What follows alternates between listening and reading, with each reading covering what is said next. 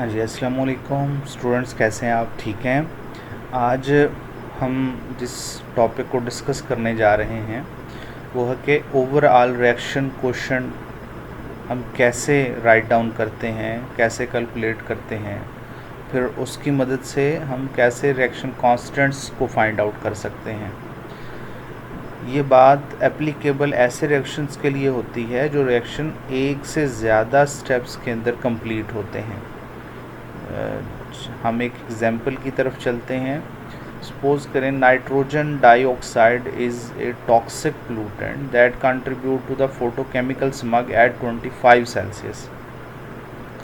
Following sequence is one way that form nitrogen gas जो हमारे environment में है और ऑक्सीजन गैस भी हमारे इन्वायरमेंट में मौजूद है।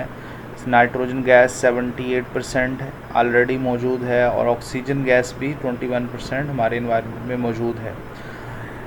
स्पेशल सर्कमस्टांसेस में जब क्लाउड बर्स्ट होते हैं, समटाइम आसमान के ऊपर इलेक्ट्रिक स्पार्क होते हैं, तो ये ऐसी कंडीशंस हैं इलेक्ट्रिक स्पार्क की क्लाउड्स के अंदर जो हमारे एनवायरनमेंट में नाइट्रोजन गैस को और ऑक्सीजन गैस को मजबूर कर देती हैं कि वो आपस में रिएक्शन कर जाएं और नाइट्रोजन ऑक्साइड की प्रोडक्शन होती है।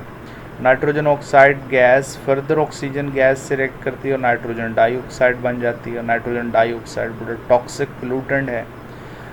फर्स्ट स्टेप का जो रिएक्शन कांस्टेंट एक्सप्रेशन कांस्टेंट की वैल्यू है 4.3 10⁻⁻25 है और सेकंड स्टेप के रिएक्शन कांस्टेंट की वैल्यू जो है वो 2.6 10⁸ है। अब इसमें हमने दो चीज़ें मालूम करनी हैं।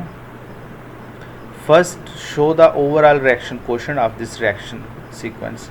क्या आपने इस रिएक्शन का overall reaction quotient find out करना है। चलें जी, हम फाइंड आउट करते हैं। सबसे पहले स्टेप नंबर 1 लिख लें ओवरऑल, फिर स्टेप नंबर 2 लिख लें, फिर स्टेप नंबर 1 और स्टेप नंबर 2 में जो कॉमन फैक्टर्स हैं रिएक्टेंट और प्रोडक्ट साइड पे उन्हें हम कैंसिल कर देंगे। दैट इज़ द 2NO और 2NO प्रोडक्ट्स रिएक्टेंट साइड पे, 2NO रिएक्टेंट प्रोडक्ट साइड पे है और रिएक्टेंट साइड पे भी है, दोनों एक दूसरे से कैंसिल हो जाएंगे और इसकी वजह से हमने ओवरऑल रिएक्शन लिखा है वो बनेगा N2 2O2, तो 2 ऑक्सीजन के मोल्स इस्तेमाल होंगे और 2NO2 गैस जो है वो प्रोड्यूस होगी। That is the overall reaction.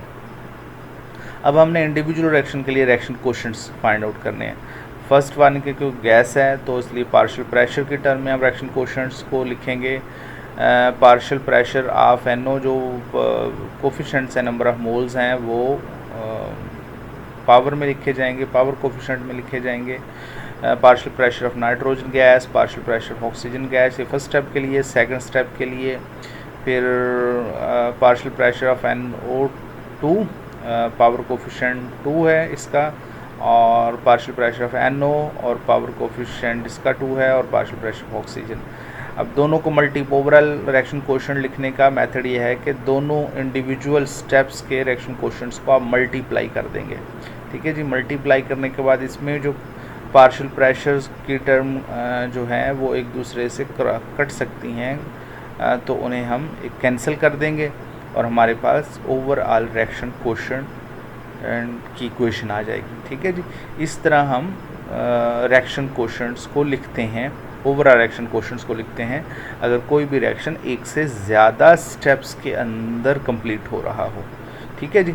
Similarly इसी रिएक्शन क्वोशंट से हमने देखा कि हम इंडिविजुअल रिएक्शन क्वोशंट्स को मल्टीप्लाई करते हैं और हमें पता है एट इक्विलिब्रियम स्टेज पे रिएक्शन क्वोशंट और इक्विलिब्रियम कांस्टेंट दोनों इक्वल होते हैं। तो इस वजह से स्टेप नंबर B के अंदर हमने कैलकुलेट करना था कि ओवरऑल रिएक्शन कांस्टेंट कैसे कैलकुलेट करते हैं। तो उसके लिए भी सेम ऐसे कि इंडिविजुअल जो रिएक्शन कांस्टेंट्स की वैल्यू हैं K1 और K2 उनको मल्टीप्लाई कर लेंगे। जो मल्टीप्लाई कर लेंगे हमारे पास ओवरऑल रिएक्शन कांस्टेंट का आंसर आ जाएगा, जैसे कि हमने यहाँ पे निकाला है, फाइंड आउट किया है। तो K1 और K2 की वैल्यू ऑलरेडी गिवन थी। ठीक है जी। होप सो कि आपको समझ आ गई होगी कि कैसे हम रिएक्शन कांस्टेंट और रिएक्शन इक्विलिब्रियम कांस्टेंट की वैल्यू कैलकुलेट करते हैं।